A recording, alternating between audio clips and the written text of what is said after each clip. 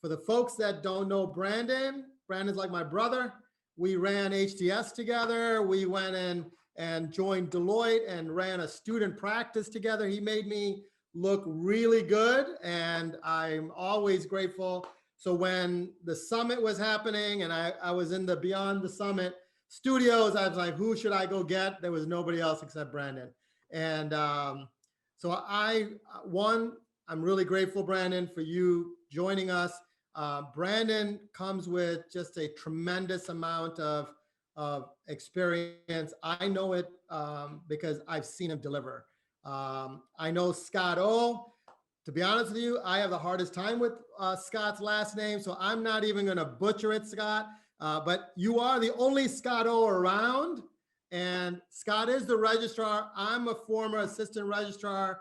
I believe the same things. Me and Scott have had many discussions when I was at Deloitte. Scott, I'm really grateful for you to be here with us. If you notice, in a lot of our sessions, University of Wisconsin came up. That's a testament to the leadership there and the things that they're doing. So kudos to you guys and the work that you're doing there. Brandon and I have always talked about doing more than just what we did in student, right? If anyone knows me the past 3 years, I was questioning everything we did because I said, we have to be doing much more impactful stuff. And Brandon is doing that still. I've just decided to go and do something else in a different studio and bring just a different discussion. So Brandon, let's talk about lifelong learning and what that means and why is that important? Because the boxing of the 4-year window and servicing that 4-year consumer, we're kind of, not doing enough, right? And with future of work and future of learning and all those things coming in, that's really important. But then we're also missing, how do we make someone want to come to your institution? And what are the ways that we could actually get folks to be positioned to be really successful as they come into college, even pre-college? And so the discussion of 8 to 80 is really relevant. I'm going to let you guys do your thing. But I'm grateful that both of you guys are here. There is a lot of discussion about lifelong learning. When we were asking others about this, there was about 3 or 4 other organizations that said, hey, can I talk about lifelong learning? So this is all yours, and I'll let you guys go from here. Thanks, Matt. I appreciate the introduction, and that's a lot to live up to. So thank you for the pressure there. And also a lot to follow when we have Carrie quoting Gandhi as part of her session. So that's a lot of pressure there, but I think we have some good content here. So talking about our session today, I just want to level set. What we're going to be talking about is a journey we've had over the last several years at the University of Wisconsin-Madison to bring leadership and staff together to kind of create this vision of what the university can be as an intellectual home to serve all types of learners and aspirations to achieve that. We use the word intellectual home, and I'm going to give an acknowledgement to our colleague Steve Hahn, who hopefully some of you had the chance to see speak earlier today. I think he was on. But he coined that phrase because home meant it's somewhere that's not just a place to go get a degree or a certificate. It's actual place that's going to provide access to the community for education and enable not just the current stop on the learning journey, but what the next and the following, and a one-stop place where people can come in at any point, but they could be there forever. This is not a story of how we've made it and we've changed decades of traditions and habits and the way people work. If anything, it's the first chapter in a book or an early chapter in a book that we hope we'll read about that change and how we make it there at some point. The disruption is going to be constant, and our ability to change to meet not just today's disruptions, but future ones is going to be an ongoing thing. So that we're in an early chapter. We're still working on it, and we'll talk a little bit about some of our successes, but also some places where we haven't been. I'm going to start with a few different numbers and words here. to kind of set the stage for our story, the first one is 75,000 plus. And this number came from the university's lifelong learner strategy 2020. It was written back in 2015. And this was the amount of non-credit enrollments in 2014. It's a big number. The aspirations were to be over 200,000 by 2020. And I'm sticking with the number of 2014 because it represents two things. First, it represents a number of a finite set of learners based off what we knew just 6 years ago, who they were, what types of ways they'd interact with the university. And it was very finite and defined. And since that time, a lot's changed. The university systems reorged, consolidated extension into the four-year programs. Pre-college was adopted at Madison. A lot's changed where that number's blown out of the water, and the students and learners we're looking at and the enrollments are way different than what they were just 5 years ago. So the growth has happened, but in an almost inorganic way. We've still seen growth and the evolution of what non-credit and non-traditional demand and who's coming, but a lot's piled on to what was already those 75,000, which leads us to the next number. It's a word, not a number, but many. And many represents the technology, the shadow systems, the spreadsheets, and in some cases, the paper clipboard documents that have been used to manage these now hundreds of thousands of learners and students and enrollments. And I use many intentionally. We always expect to see several systems and several ways to manage things, but many is meant to kind of call out what I say, the untamed nature of the ecosystem right now. If herding cats was a thing in technology, this is a whole cat farm of them. It's just a lot. There's many there. And so pulling an accurate number of where we are today is not an easy task. But if we think about aspirational goals and growing, and as Carrie was talking about, creating new revenue channels, if you're building on that unsteady foundation and the foundation's completely changed, it gets difficult to grow and it's not sustainable. The next number there is infinity, and that represents the amount of learning journeys that the university aspires to support. And again, very intentional here. This was not meant to be hyperbole, but there are literally infinite types of learning journeys that we see as part of the mission of the university today and in the future to support. And we're not at the point where we can support them all yet. Now, all of us here have been in higher ed for some time. We probably all have a very finite set of student types and learning journeys that we're comfortable with. We've gone through the exercise at UW where we started to whiteboard what types of, the students were saying, what are the personas. And usually there's a core group that we all center around, a lot of overlap with a few outliers, but that core group is what we've all come familiar with. And that core group of learners and learning types are what higher education, many institutions, systems, processes, and all those things have been built off of for the last several decades.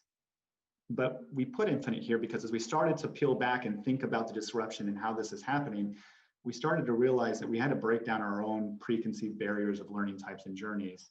And I'm going to use a story of a family as an example, just one family with a few different learning journeys of where we broke down some of these barriers and we had some aha moments. So the mother and the father in this family got pregnant while they were in high school, and due to their circumstances, the times they lived in, the financial burdens of starting a family, they dropped out of high school and didn't get their degrees. Over the next several years, they expanded their family, had 4 children, but as is a common theme in stories with parents who are young and don't have an educational foundation to build off of, there was a lot of struggles and challenges. And almost a decade after dropping out of high school, the mother went back to school and went to pursue a certificate for early childhood education. She went to night school at the local state university. She'd work during the day, come home and prepare dinner for the family in the evening, and then many times take her youngest children, her 2 youngest, with her, and they sit in the back of the class at the state university. And that was a pathway for her to get out of the low-wage manual labor job she was working and start a career as a teacher at a preschool and kindergarten. and eventually work her way up to become the director in charge of the school. That was just one journey in the family. The youngest of the four children actually was the first to receive college credit, and in middle school started taking some classes to supplement at the local community college to supplement the education, and was the first college credit courses ever taken in the family. The second youngest, the daughter, out of high school, pursued a bachelor's degree, achieved it at another state university, went into teaching, and after a few years in the career field, went back to a different university and actually got her master's, which was pretty powerful. The first advanced degree and the only advanced degree in the entire family. Now, flipping back to the youngest, that journey took a dip, and after dropping out of college pretty early in the college career to pursue a paycheck and a career, which is common for low-income first-generation students. After several years in the career field, the youngest child went back and enrolled in some executive education programs at 2 different universities and started furthering their career and their education and their specialty.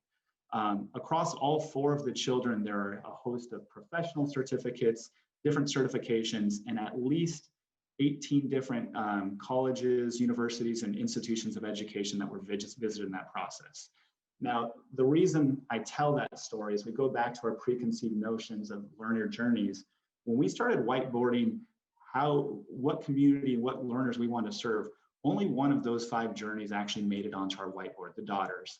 The other 4, the junior high student, the college dropout who returns, the professional certificates, the mother trying to get out of, and social mobility, those never made it. And especially surprising for me was after having been in higher education for nearly a decade at this point in time, I stopped thinking about all those other journeys and just focused on the traditional ones we were comfortable with.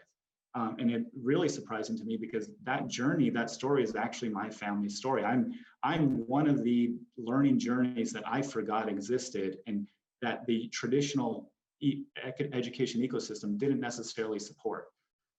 And as we think about our numbers and we come back to the next number, which is 1, the entire idea behind creating this vision and thinking about lifetime learning was to create a singular intellectual home, a place where all of those journeys could be experienced and people can enter in at any point in their journey and achieve their next level. And that's a highly aspirational goal, but the goal that we call One Badger at the university, we're going to talk a little bit more about and go through here. So the next slide here is our intro to our message on One Badger. It's the intro to the vision document that we produced. And it has a mission statement and it talks about the Wisconsin idea and it talks about the things that we see about at institutions. Everybody has a mission statement, everybody has community promises and things that we want to achieve. But the most powerful message that came off of the message on One Badger is if you look at the bottom of this and the authors of this document, it represented leadership across the university, academic and administration, traditional learners and non-traditional, technology and non-technology. Several learners came together and we tried to create a common vision. And not just a common vision that would serve the purpose of one area of the university, but all areas of the university. And as we work through this, the most powerful, or I'll say potentially powerful part of all of this was that we brought all the different leadership together. The mission statements, the Wisconsin idea, all these things had existed for decades and upon decades. But the idea of these leaders coming together was something new. And what we did was we took these visions and these mission statements and we tried to put them into something that was tangible, something that could actually be taken back and brought into the daily lives of how we make plans, how we run projects, how we put targets around enrollment, who we hire, how we collaborate, where departments sit. Everything we do can fit into these very strategic goals. So we've taken a mission statement, we've built a common vision, we brought different leaderships and units together, and then we made it as tangible as possible while still having the ability to be aspirational and something we can continue to grow into. Now this is where we've come to, but it's not where we started. Where we started was a very technology-centric start. And this is a picture of a rabbit hole. I know it doesn't look like a rabbit hole, but I really like the picture, so I used it anyways. But we started with a series, and we started the way most engagements and most efforts start and we've been doing it for years. There was a need, there was a gap, there was a challenge, and we got a narrow solution, and we put our solution, we found the nail and we hit it with our hammer. And we had several of these happening across different departments of the university in parallel. But I use the picture of a rabbit hole because as we went down the rabbit hole of these projects, we started to see the same discussions happening at multiple departments. We started to see everybody working on the same visions, the same challenges, and we realized that we were all doing the same thing in different ways. And so that rabbit hole forced us to think about collaboration and forced us to think about how these goals became a reality across departments, across units, and eventually fed into the discussions about how we create that broader vision. I'm going to hand it over to Scott now to talk a little bit about how that's been realized and some of the things we've done.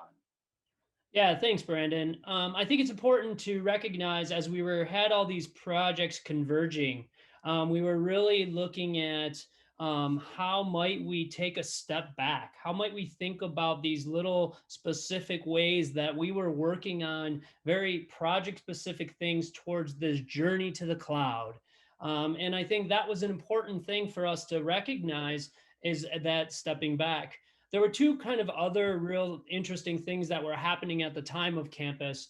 One was that former, and many of you heard him speak earlier, Vice Provost Steve Hahn was really reorganizing the Division of Enrollment Management to give an RO that real lead technology focus.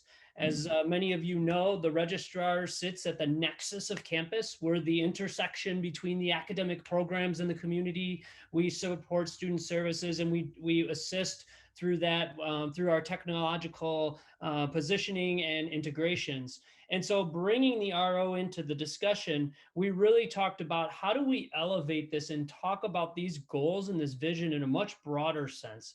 Not necessarily as something, as specific targets that we could check off, but as something that we could actually set out forward as aspirational and as a horizon. How might we keep working towards that horizon when we think about this very exciting vision and goals? The other piece is that at the time that this was happening, the registrars were involved in a conversation about the traditional transcript. The traditional transcript, as we know, is nothing more than a scorecard.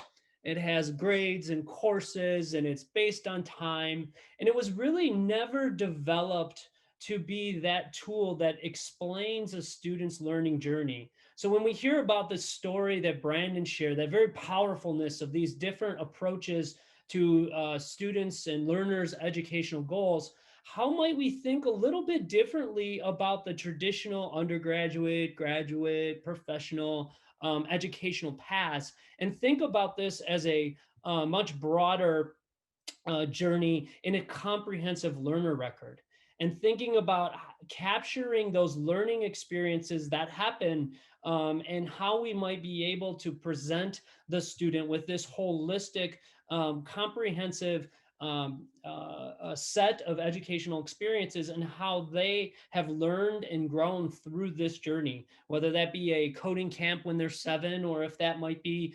they're interested in physics when they're in their lifelong learning pursuits. And so how do we bring these things together? And so I think when we think about the vision and the goals, and we think about this broad approach, how do we begin to say, how do we capture these things? How do we think about the systems that we support in our student information space?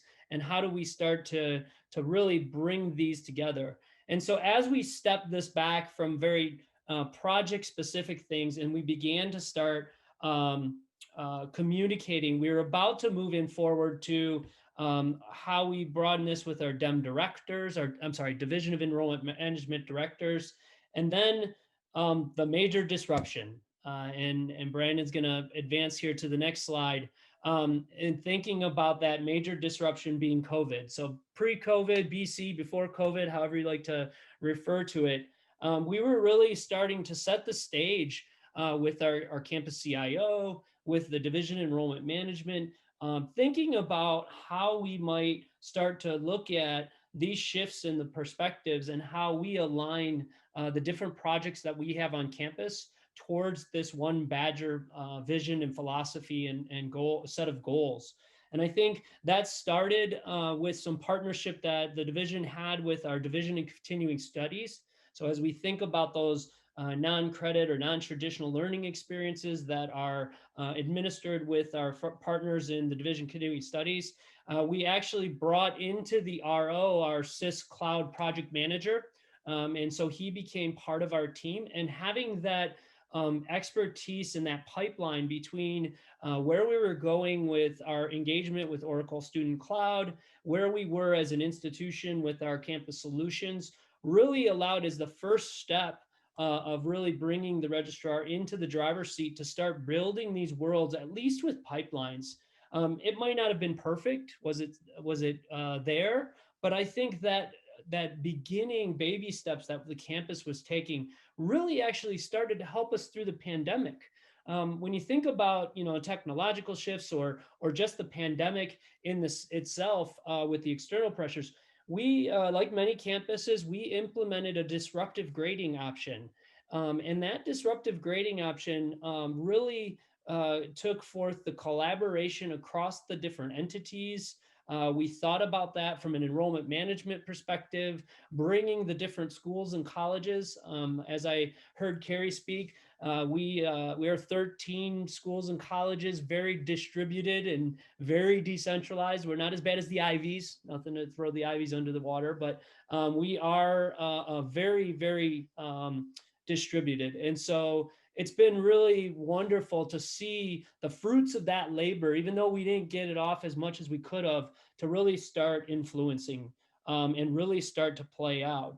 I think as we think about these things, we'll be able to continue that work in addressing them. And as we scroll, go ahead, Brandon, as we think about how we get back to these, I think there's been kind of two additional ways, even during pandemic, that we've been able to help here. One, as we think about just a very specific example with our comprehensive learner record and thinking about all these learning experiences in the non-credit space, in partnership with my dear colleague in the division continuing studies, I usually refer as the non-credit registrar. She's a dear colleague and we always joke and have fun together. We actually were able to develop a partnership to go along with our SIS Cloud manager. We were able to bring in the person that was the system administrator for Oracle Student Management, which was a pilot a program that we were using to help us with this tracking the non-credit registration, but also as thinking about how do we start to be thoughtful of, we're not there yet, but we know where the horizon is. How do we start planning for that as we move forward in capturing all of these wonderful learning experiences and all the different journeys that people are on? And so through that, we were able to bring in partial oversight and joint administration together to say, okay, now we have both of these resources together with us, developing the new, influencing the development of the new and how those resources will play out, but also understanding and fully appreciating where we are today and some of our original sins. And so how do we take those original sins and how we built our student information system with these goals in mind? How do they support our aggressive enrollment management goals? And finally, I think as how we think about this, one further example that's really important is about, you heard Brandon speak to the fabric of our institution is the Wisconsin idea. If you're not familiar with that, the Wisconsin idea is what we do on this, on our campus needs to influence the state, the nation, and the world. And so how do we think about, we've been looking at how do we advance our online undergraduate degree programs, because we have a great deal of students in our, or learners and citizens of our state who have, and I think the numbers are like 850,000 learners that have some college but haven't completed a degree. And so how do we build off this these one Badger strategic goals or this one Badger vision to think about what are the new pathways that these learners might come to our campus? How might we serve them? How might we provide the experiences and the learning opportunities that they need to help advance where they are? And how do we create more powerful stories like Brandon shared? How do we influence and better the people in this state? And how do we use that Wisconsin idea to advance those for our citizens and for folks in the world? And so it's very lofty. I won't, are we perfect? No. Are we trying to take baby steps here? But I think as we've socialized this more and more, and as we can come out of the pandemic, I think it's going to be a really exciting place for us to go. And I think the comprehensive learner record and how we approach our CRM, if we can use these goals and principles, and when we use these goals and principles, we're really going to be able to support our learners and develop and create that intellectual home, which is so important. So that's what I've got. We're happy. That's the end of our presentation. We have a few minutes here left for questions. Would love to hear more about that and hear from you. Thank you. Now, Scott, that's awesome. You have a crew representing you. I was messaging them on chat, both Sarah and Stu. I believe it's Sarah you were talking about. You got to at least call her out, and give her some rep. No, but one thing that I am really impressed with is that you have been doing this ahead of the curve. Coming out of the pandemic, the discussions I'm having with universities is about continuing ed, lifelong learning. And maybe it's because our firm is really focused on future of work, and how does future of work really start to allow for an institution to really expand their offerings and things like that. So you talked a lot about that stuff. So I think it is important to recognize your continuing ed side's efforts to bring you to a position to allow you to have the connection with people after they go to the traditional sense, right? So who in your group works with the pre-college students? Who's in charge of those type of students that you're really trying to engage with? Yeah, so that's what our division continuing studies, and I don't know if she's allowed, I don't know how the Zoom works. She could jump in, and Sarah could probably speak to this too. But our division continuing students has been deemed responsible for coordinating the pre-college programs. That's for a couple reasons, and we didn't really get into this much. As many institutions, and I don't want to air our dirty laundry, but we had a myriad of ways of pre-college activity being tracked. That's everything from Google Sheets to cigar boxes to paper forms to systems. And that risk in today's world was a real concern for campus. We want to make sure that our youth and our youth are in the classroom with people that are qualified, that have gone through the necessary background checks. And so as we think about these pre-college programs, the campus made the decision to provide that responsibility for Division of Continuing Studies. Through Sarah's leadership, she's the assistant dean in Division of Continuing Studies. Through her leadership, we were able to look at the Oracle Student Management platform as a way for us to begin to track these learning experiences so that we would understand where our youth are on campus. And so they've taken that leadership role. And it's really the collaboration piece around One Badger brought Sarah and myself and Stu and Brandon together to really think about how do we move this forward from non-credits over here, youth and youth programs, and that is over here. And we have our credit, the big bad credit world over here. It's really thinking about how did those come together to create the intellectual home, two, to create a comprehensive learner record that captures all of these learning opportunities. And then I think the thing that is a very exciting, and this isn't something I've given a total thought, and maybe some of the experts here could think, is how do we begin to advise our students to put these learning experiences together to contextualize what they've learned? That's really going to explain what that intellectual home is, as well as to provide the best experiences for our learners.